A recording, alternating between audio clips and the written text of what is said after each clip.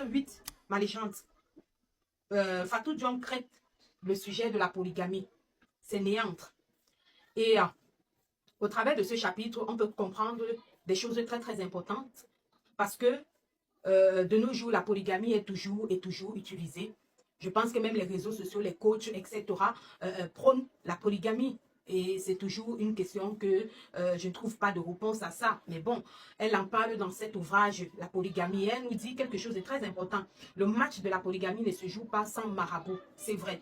Parce que lorsqu'on est dans un foyer polygamique, on a toujours envie d'être la préférée. On a toujours envie d'être la plus appréciée. Et quand alors on ne parvient pas à mettre au monde des garçons, vous voyez que vous êtes de moins en moins apprécié par le marabout. À cette époque, l'auteur nous fait comprendre qu'un homme devrait avoir au minimum 2 femmes. Le Coran demande au minimum 4 femmes, ok? Et dès lors que tu n'as pas 2 femmes, tu es considéré comme un moins homme. Tu es considéré comme une femme. Si encore tu n'as pas de garçon, tu n'es pas considéré comme un homme. Vous voyez un peu, il y a tellement de mots, il y a tellement de principes, il y a tellement de volonté. Je ne sais pas comment je vais utiliser ces thèmes-là dans ce foyer-là. Et on a donc l'histoire d'une jeune fille qui est partie pour vouloir accoucher un garçon. Elle a consulté son marabout avec sa mère Kumba. Et au finish, on se rend compte que non, l'enfant qu'elle a accouché, c'est l'enfant du marabout. Vous voyez un peu à quel point le désespoir, l'envie de plaire à l'homme, l'envie d'être la plus aimée, l'envie d'être la plus appréciée, nous pousse à faire des choses que nous pourrons regretter. Et sauf qu'elle a accouché, mais comme c'était le garçon, on a accepté. Et je disais dans le code de lecture que bon, si c'était une fille, forcément on devait la rejeter, on devait la répudier, on devait la punir. Mais comme c'est un garçon, et que le garçon est le garçon, qui a même dit que la femme ne peut pas faire ce que le garçon peut faire?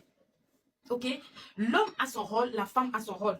Mais maintenant, sur le plan administratif, je pense que la vie nous a montré que l'homme peut faire ce que la femme peut faire, ou alors la femme peut faire ce que l'homme peut faire. Aujourd'hui, on a des entraîneurs, aujourd'hui, on a des présidents de la République qui sont des femmes, on a des DG qui sont des femmes, on a des ministres qui sont des femmes. En fait, on est arrivé à un stade où, et c'est ici que je dis vraiment, le féminisme dont moi je crois, parce qu'on voit sur les réseaux sociaux, avance avec autorité. Hein, avec autorité. Nous, dans le féminisme que moi je crois, je sais que la femme doit être soumise. Je ne dis jamais que l'homme est égal à la femme. C'est impossible. L'homme, c'est le chef de la famille. L'homme doit aimer sa femme.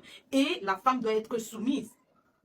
Sauf que je ne voudrais pas croire que non, c'est l'homme qui doit dominer. Je pense que dans ce féminisme que moi je crois, il n'y a pas de domination, mais il y a de complémentarité, tout en sachant que le directeur du bateau, c'est l'homme. Ok?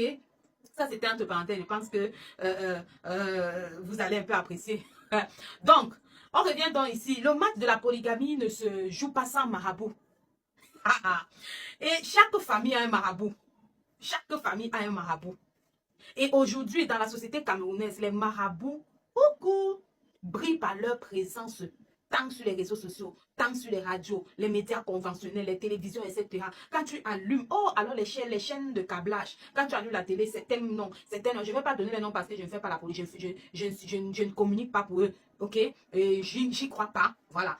Mais puisque nous sommes dans ce contexte-ci, quand tu ouvres, un peu de partout, c'est comme ça. Vous voyez, il y a des personnes qui disent opération un an, un bébé, opération, une famille, un bébé. Il y a tellement de marabouts que dans un foyer polygamie, chaque famille doit avoir son marabout. La beauté d'un homme est dans sa poche. Ma légende, dis-moi, est-ce que tu penses que la beauté d'un homme, c'est dans sa poche? Je ne sais pas. Je ne sais pas. Je ne sais même pas si je vais donner mon point de vue par rapport à ça.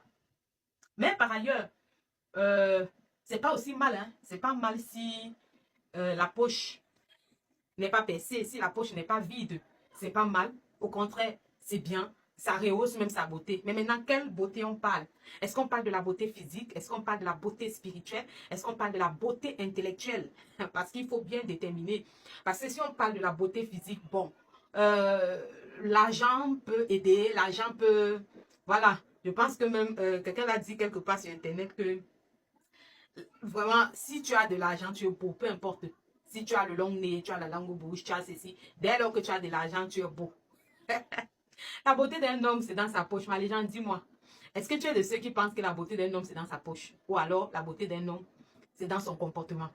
Parce que tu peux avoir une poche, tu peux avoir une lourde poche. Mais si dans cette poche, tu n'es pas lâche, si dans cette poche, tu n'arrives pas à envoyer la main, à retirer, à donner, ta beauté n'est pas là-bas.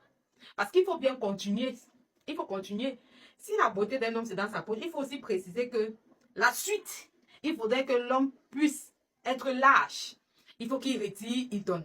Parce que si c'est vraiment dans ta poche là et que tu ne donnes pas, c'est un problème.